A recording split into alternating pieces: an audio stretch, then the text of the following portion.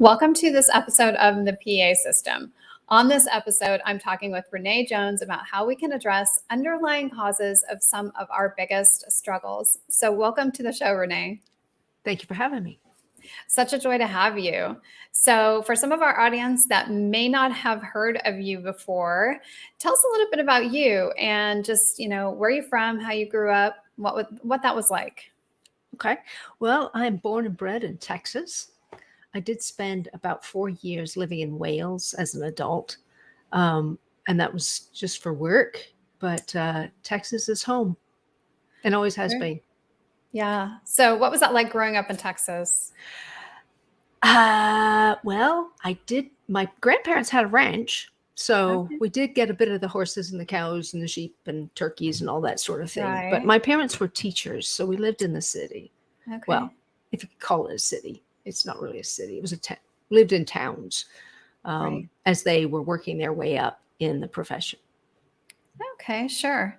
And so as a kid, were you kind of hanging out on the farm and thinking maybe I'm going to live the farm life, or what did you have in mind for your life as a kid? I really thought I was going to be a teacher. And because my parents were teachers, it seemed logical and I was good at it. So that's what I got my bachelor's degree in. And I taught a couple of years and I thought, you know what? Wales is calling. I had this opportunity to go and it was an amazing experience. What was that like? Well, I was the only American for like 8 hours that I knew of, right? So they took me in like their own little girl. And, I was 23, 24 years old, but they were very maternal and paternal toward me. And they let me blossom, really. Because, I was, well, let's just say when I went, it was right after the film, the shows Dallas and Dynasty. So they were kind of expecting Crystal to arrive.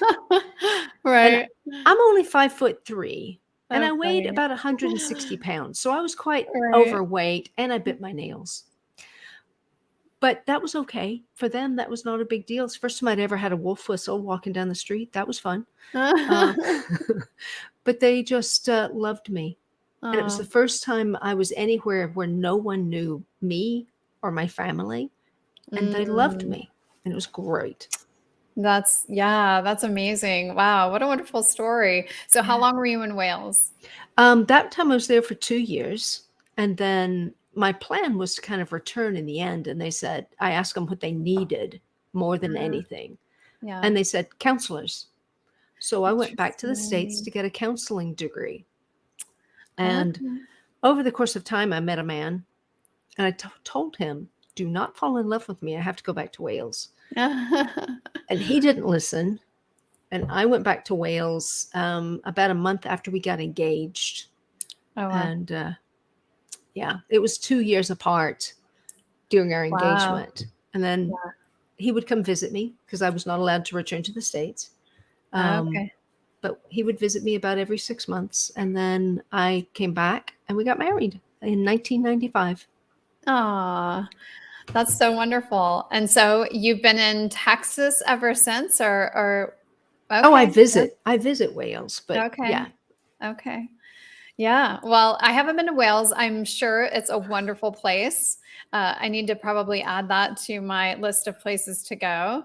Yeah. But it obviously led you in a direction that you love. So what kind of happened when you came back to the States? How did you then settle into your career? Well, initially, I wanted to utilize my counseling skill, not as a therapist, but more in ministry. So I kind of adjusted myself into being a chaplain. Okay. So I served in hospitals for a while until I got kind of burned out on death. And I went away for a little while and then returned to chaplaincy. And then I realized what I really loved about that was helping people heal their hearts in the midst of trauma. Right. Which is essentially counseling. Right. So I had this ongoing thing of I was a chaplain for part of the time and I was a counselor for part of the time. Sure. Yeah. That's really, I think it's really interesting because I think chaplaincy is one of those things that people don't think about very often. And maybe don't even really know what that is Mm. or how it's even applicable to them. So tell Mm. us a little bit about what you did as a chaplain. Well, they have on the military as well as police and hospice as Right. well as hospitals. There are various places they can serve. And the idea is to be support when things are not going well. Yeah. So, it might be in the emergency department where the trauma is going on, or it might be on just one of the floors. Um, I served in a long-term acute care hospital, which is a step up from the big hospital, Yeah. as well as in a hospice and a behavioral health hospital. So if they had been, you know, tried to commit suicide or drug issues, alcohol, some, you know, serious mental illnesses, all Right. of those behavioral things. I tell you, the question I was asked most often was, does God still love me even though Mm, whatever the thing is, it's like, yeah. yes, Mm, yeah. yeah. And that not everybody calls it God. Some call it source, some call it universe, but Right. that thing that is bigger than us. And it was always helpful for them to seem to understand that there's something out there that still cares about them no matter what they're doing with their lives, Mm, that there's still an opportunity to kind of get a little more balanced and right. healthy and continue. Mm, that's so beautiful. And I think that's really great for people to be aware of because, sometimes life happens, right? We just find ourselves in situations that we didn't necessarily anticipate Mhm. or plan for. And we need those resources. We need to Yeah. have people come alongside us and help us figure out how to get through that situation. And so I Yeah. think it's so valuable for people to really understand that that's a resource that's available to them if they ever do find themselves in a really challenging situation like that, Mhm. or they know someone who is, right? Just to be able to have that support. So I love that, you even bring to the forefront just this idea of how spirituality supports us in our journey, regardless really of what our belief is or our faith, it's there, Mm. and we can know that we're supported. So that's so beautiful. So tell me a little bit about what you're doing now and how you got there, from where you were. Well, in 2012, I was staring down my 50th birthday Uh, and I thought, I can't be this heavy anymore. I've got to do mhm. something because, when you get in your 50s, things change, Yeah, right. right? And I thought, if I don't lose the weight before I turn 50, I've got no chance afterwards. So, new year, 2012, like every other year, my resolution was to lose weight. Yeah. And I did really well for a couple of weeks and then I'd go off like most people do. But I thought, you know what? I'm not going to abandon this goal. Mm, So I got back on and I had to start again at the 1st of February, 1st of March. And then in April, I was standing in my closet getting ready to go to the hospital. And even my fat clothes wouldn't fit. I mm, thought, okay, Renee, you have really done it now. I had to use a safety pin to keep my waistband together all day to remind me that you've got to make a change here. This is right. not going to do anymore.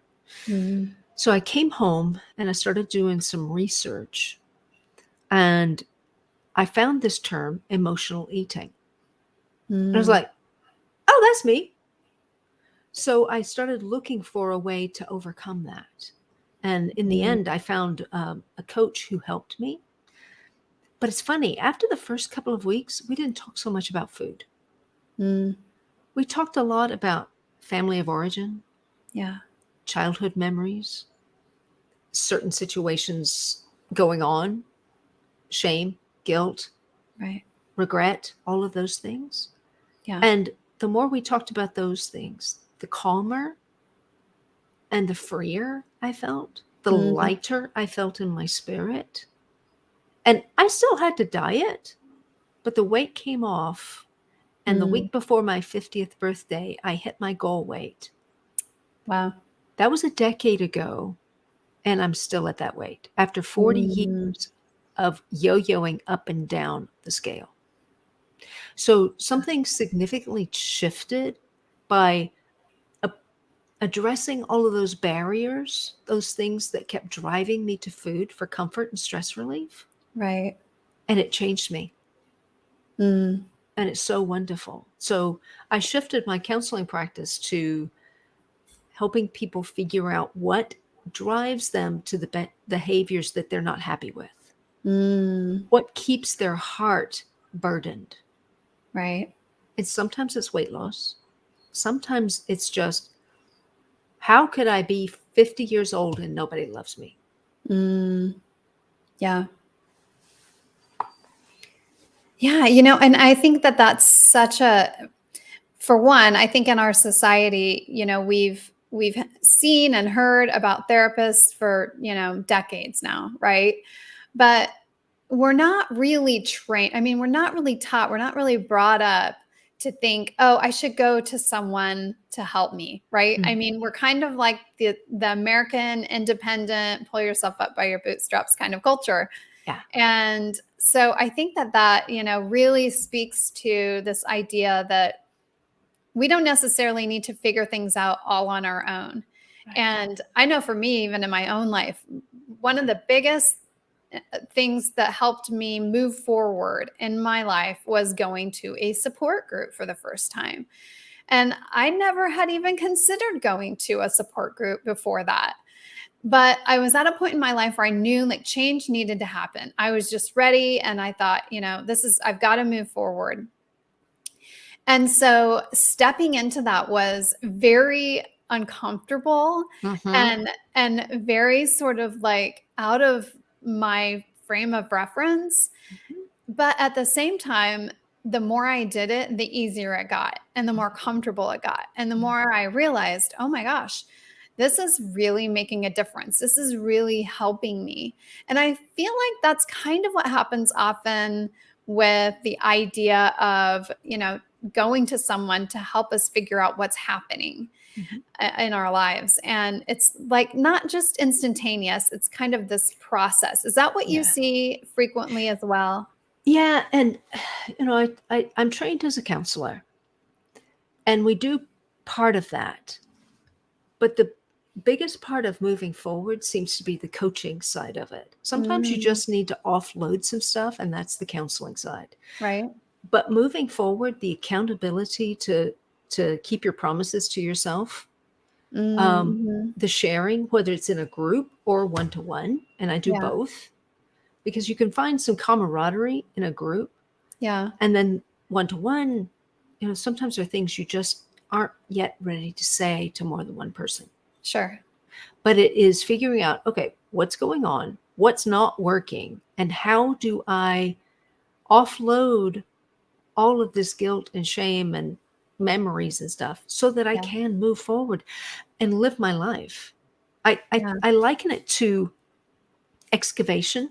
Mm, It's almost mhm. like they're buried.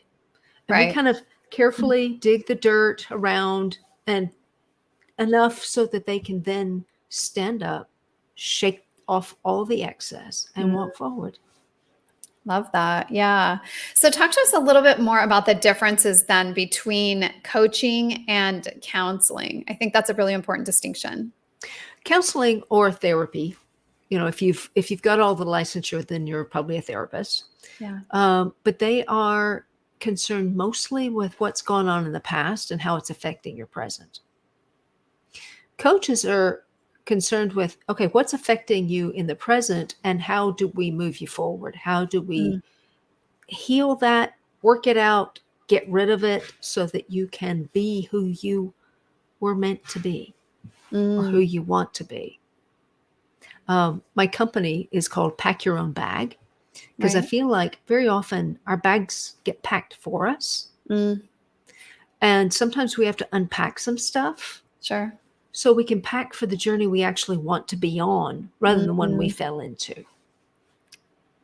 That's really good. Yeah. So talk to us about that one. I mean, what does that actually look like to sort of, unpack our bag and pack it the way we want to pack it? Well, I mean, okay, so for weight loss, because that's one of the main things I do, Sure. it is, what are the behaviors that aren't working for you? Mm, What are the things that are driving you to food for comfort or stress relief? Now, yeah. how do we resolve that? Because it's not helping you, it's just weighing you down. Right. For someone who has depression, it may be unpacking some of the experiences, giving a different perspective or insight into the experiences of the past so they can unpack it and put it Mhm. away. What we don't want them to do is put it back in the bag, Right. right? And Yeah. it's too easy to put it back in the bag. Sure. So then we pack the skills and resources, identifying resources, so that they can then walk forward Mm, and the bag's not too heavy. Forgiveness is one of those things. And I liken that to a backpack full of rocks. yeah. And every time you don't forgive someone who's wronged you, and you were wronged, no question about that. The question is what you're going to do with that. Mm, If you don't forgive them, you're putting a rock in your backpack. yeah. And your backpack just gets heavy after a while until you start taking the rocks out and giving them back to the person or Yeah. throwing them away. Right. Right. So unpacking those things that we need to forgive and get free of. Mm, Because if we're not getting in that space of forgiveness and life and peace, then we can't get to freedom. mm, And we often say it's, you know, if I forgive them, then they get away with it. yeah. But that's not true. If we forgive them, we get free. We don't have to Mhm. carry that burden anymore. They can't hurt us anymore. Yeah. No, I think that's so valuable. And also I think a lot of times, we need help to forgive ourselves even, right? I mean, that can be a journey in and of itself. Yeah. So just, to know that, and it sounds to me like you're doing really a mix. Like you're doing coaching, but you're also doing counseling. And so people are really getting the benefit of number one, being able to see what are some of the things that I need to deal with that are in the past, but then what are the things I need to do going into the future as well. Yeah. I try to meet them where they are. Yeah. Every client is different. Everyone needs something different. I have Sure. one lady that I text every day to check to see if she's done a particular assignment. Right. And some I don't hear from in between sessions. Yeah. It's whatever that person needs that I can actually provide responsibly, Mm, right? So the lady that I'm texting on a daily basis, that's going to last about 3 weeks and then she's got to do it herself. It gets the habit set, sure. but it's something I'm willing to do because she needs it right now. Yeah. Yeah. So good. Well, so what would you say to that person who's out there and they feel like they're in that space of they want to move forward, they're not really getting where they want to go, and they need to make that next step, but they're not really sure how to do that? Hmm. Common dilemma. Mhm. Figure out what your goal is. Mm, What is it that you truly want? If there were no limitations on you, what would it be that you actually want to do with your life? mm, And then back engineer it. What do you have to do to get there? You may need to get a degree. right. You may just need to get out more, or you may need someone to talk it through with. Mm, But find the next step that you can do toward that goal and do that. And then the next thing will appear. mm. So good. Well, I want people to have the opportunity to know how to get in touch with you. It seems like this last 20 minutes just flew by, but Your website is packyourownbag.com, correct? Mm-hmm. Yes. So they can find you there. They can also find you on social media, of course. And on Instagram, you are at Pack Your Own Bag.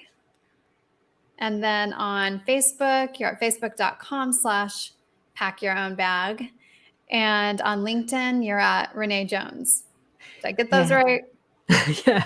All right, great. Not a lot of variety there, but it's easier to remember. I was going to say it's easier that way. Yes.